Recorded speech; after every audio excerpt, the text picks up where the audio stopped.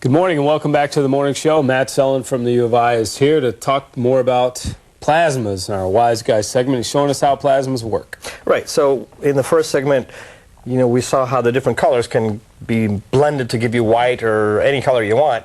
And so once you have these little pixels, or you have the ability to realize that you can blend together colors in little pixels to get any color you want, then the question is, how do you get all these little pixels there in the first place? And last week we talked about the LCD screen light on my laptop, but what a lot of people have at home and even on some computer screens are called plasma screens, and they tend to be very bright and very crisp and thin, just like the LCDs are, and sometimes the plasmas are brighter. And the reason is that in the plasma screen, each individual pixel is like a little light bulb just by itself. Okay. And what you do is, and in fact, each one is like a little fluorescent light. It's sort of how it works. Like that Light Bright thing we had when I was a kid. Remember that toy? Well, the Light Bright thing was a 100-watt bulb inside a box with a piece of plastic. Each individual thing is just. But the idea is the same. You have the pixels there. Exactly right. I like those things too. Yeah, it was fun. Etch-a-Sketch was cool too. Yeah, it was. And so anyway, so in the plasma screen, you have these little tiny fluorescent bulbs in a sense, and the way a fluorescent bulb works is this principle of a plasma.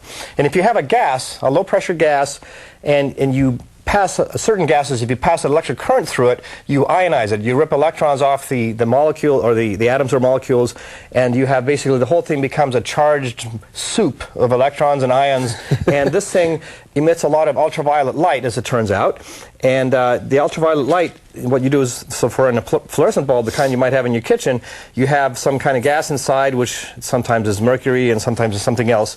And you put a phosphor on the outside of this glass, which is this white stuff, and when the ultraviolet light that is emitted inside by the plasma hits the phosphor on the glass, it glows white. And you can have different phosphors give you different colors. Right, like a black light. Right, exactly. So you can, and so what you can do, there are phosphors that will give you red and green and blue in a sense. And so if you made a bunch of little tiny fluorescent lights with different kinds of phosphors, red, green, and blue, and stuck them all next to each other on your laptop screen, you would have basically a plasma TV. There you go. And so, and the way you make these things is, it's very fascinating. It's sort of, you make these little tiny pixels. I found this as a sort of an analogy. It's bubble wrap, okay? Yeah, love that. But it's pre-made, where you have a whole bunch of little cavities that are filled with gas, air.